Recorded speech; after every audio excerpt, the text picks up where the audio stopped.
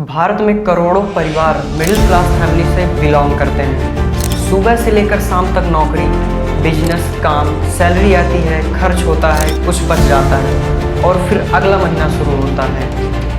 लेकिन अब सवाल आता है, इतनी कड़ी मेहनत के बावजूद भी आखिर मिडिल क्लास लोगों की फाइनेंशियल स्थिति इतनी तेज़ी से क्यों नहीं बदल पाती? क्या इसके पीछे कम इनकम का होना है या फिर असली वजह हमारी मनी मैनेजमेंट, फाइनेंशियल डिसीजन और इनकम ग्रोथ में छुपी हुई है? आज हम बिना किसी अमीर गरीब की तुलना किए हुए ये जानेंगे कि आखिर मिडिल क्लास के लिए वेल्थ क्रिएट करना इतना मुश्किल क्यों है और इस सर्कल से बाहर निकलने के लिए क्या क्या किए जा सकते हैं। दोस्तों, एक मिडिल क्लास फैमिली के लिए सबसे बड़ी फाइनेंशियल चैलेंज एक ही इनकम सोर्स पर निर्भरता होती है।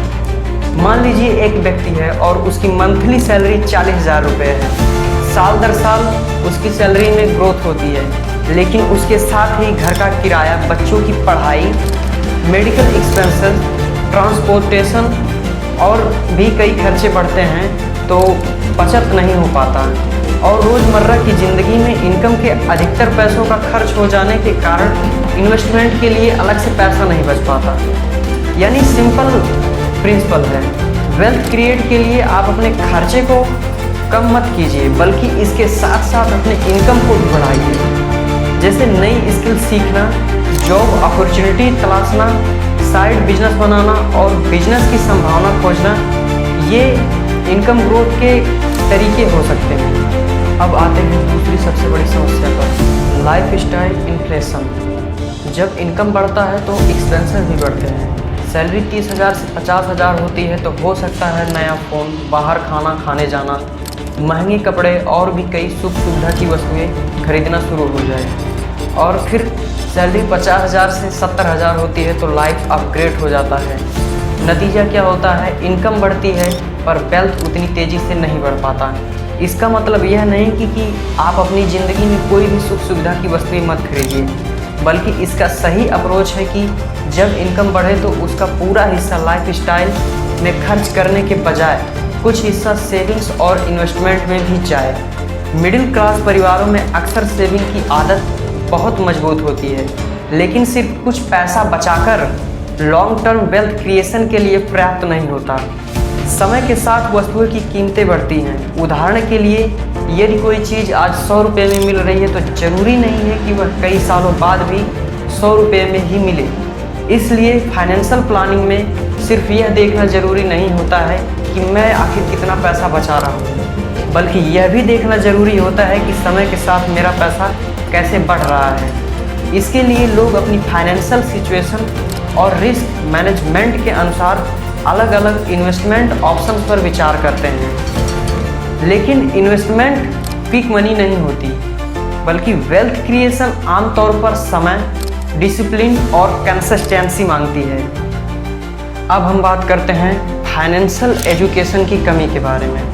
हम स्कूल में मैथमेटिक्स, साइंस और हिस्ट्री पढ़ते हैं, लेकिन बहुत से लोगों को प्रैक्टिकल लाइफ में ज़रूरी सवालों के आंसर्स नहीं पता होते हैं। जैसे टैक्स कैसे काम करता है, लोन की वास्तविक कॉस्ट क्या है, इंश्योरेंस और इन्वेस्टमेंट में क्या अंतर है, कंपाउंडिंग क्या होता है, म्यूचुअल फंड्स क्या होते हैं और बजट कैसे तैयार किया जाता है। और सबसे ज़रूरी, सिर्फ पैसे कमाना, उसे मैनेज करना नहीं। फाइनेंशियल एजुकेशन की कमी के कारण लोग कभी कभी ऐसे लोन ले लेते हैं जिसके बारे में उन्हें पूरी जानकारी नहीं होती और अननेसेसरी एक्सपेंस करने लगते हैं और ऐसे इन्वेस्टमेंट में पैसे लगाते हैं जिसे वे पूरी तरह से नहीं समझ पाते हैं। इसीलिए किसी भी फाइनेंशियल डिसीजन से पहले रिसर्च और पूरी जानकारी होना बहुत ज़रूरी है। अब आते हैं कर्ज पर। हर कर्ज बुरा नहीं होता। बहुत से लोन ज़रूरत और प्रोडक्टिव पर्पज़ के लिए होते हैं, लेकिन समस्या तब आती है जब व्यक्ति अपने इनकम से ज़्यादा खर्च करने लगता है और अपने लाइफ स्टाइल को मेंटेन करने के लिए बार बार कर्ज लेने लगता है। क्रेडिट कार्ड का बिल, पर्सनल लोन, ईएमआई और लाइफ स्टाइल के ऑब्लाइजेशन एक साथ मिलकर मंथली इनकम के बड़े हिस्से को प्रभावित करते हैं। फिर व्यक्ति की इनकम आती है और उसके आने से पहले ही उसके खर्च तय कर दिए जाते हैं। इसीलिए किसी भी लोन को लेने से पहले ये देखें कि क्या उसको कितना रिटर्न करना पड़ेगा, और क्या यह लोन वास्तव में ज़रूरी है? सिर्फ उसकी EMI देखना ज़रूरी नहीं है। अब आते हैं सबसे महत्वपूर्ण पॉइंट पर। मिडिल क्लास से फाइनेंशियली स्ट्रांग होने के लिए आपको इनकम को सिर्फ एक्सपेंसेस में डालने के बजाय एसेट्स और स्किल में डालना बहुत ज़रूरी है। कोई स्किल आपकी अर्निंग कैपेबिलिटी को कई गुना बढ़ा सकती है और आज की बचत फ्यूचर अपॉर्चुनिटी के लिए कैपिटल का काम कर सकती है और डिसिप्लिन्ड इन्वेस्टिंग वेल्थ क्रिएशन में मदद कर सकती है। इसीलिए सवाल यह नहीं होना चाहिए कि आखिर मैं कितना कमा रहा हूँ, बल्कि असल सवाल यह होना चाहिए कि मेरी अर्निंग कैपेबिलिटी कितनी तेज़ी से बढ़ रही है, मैं कितना बचा पा रहा हूँ और मेरे पैसे कितने प्रोडक्टिव तरीके से वर्क कर रहे हैं। यही है लॉन्ग टर्म फाइनेंशियली थिंकिंग। यदि आप अपनी फाइनेंशियली स्थिति मजबूत करना चाहते हैं तो एक फ्रेमवर्क याद रखिए। पहला, इनकम बढ़ाइए, नए स्किल सीखिए और फ्यूचर अपॉर्चुनिटीज को तलाशिए।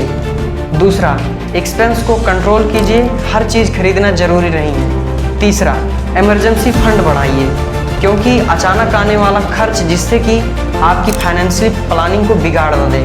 चौथा, इन्वेस्टमेंट और इंश्योरेंस को समझिए और अपनी ज़रूरत और रिस्क के हिसाब से निर्णय लीजिए। पांचवा, बुरे कर्ज से बचिए और सबसे ज़रूरी छठा, समय का एडवांटेज लीजिए। तो क्या मिडिल क्लास में होना ही अमीरी के रास्ते में सबसे बड़ी रुकावट है? नहीं। कम इनकम, बढ़ते खर्च, फाइनेंशियल मिस्टेक और वेल्थ क्रिएशन में देरी, इनका कॉम्बिनेशन आर्थिक प्रोग्रेस को धीमा कर सकता है। एक बात याद रखिए, अमीर बनने और अमीर दिखने में बहुत बड़ा अंतर है। तो दोस्तों, ये रही मिडिल क्लास वाले लोगों की स्टोरी, और यदि यह स्टोरी आपको पसंद आई हो तो वीडियो को लाइक करें, शेयर करें और ऐसे ही प्रैक्टिकल फाइनेंस वीडियो देखने के लिए चैनल को सब्सक्राइब करें।